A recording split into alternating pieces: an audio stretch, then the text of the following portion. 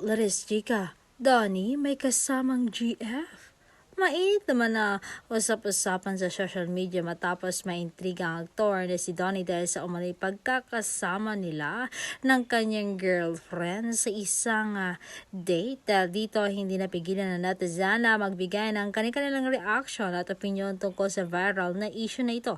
Sa mga kumalat na larawan at usap-usapan online, marami ang nagtatanong kung simpleng date lang ba ito o may espesyal na pangkwento sa likod ng kanilang pagpunta sa beach na ito. Hindi naman lihim na maraming fans ang sumusubaybay sa personal na buhay ng mga celebrities. Kaya naman mabilis na naging sentro ang atensyon ng naturang balita habang ilan ay kinikilig at masayang makita ang dalawa na magkasama. Mayroon din curious kung ano talaga ang tunay na estado ng kanilang relasyon. Dahil sa mabilis na pagkalat ng impormasyon sa social media, bawat litrato, video at sightings ay agad nagiging paksa ng diskusyon.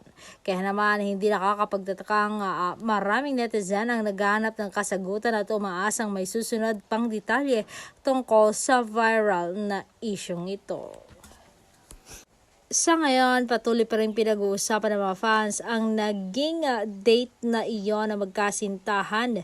Kung may special bang dahilan sa likod dito, totoo bang sweet getaway ito o isa lamang itong normal na trip na binibigyan ng ibang kahulugan ng publiko.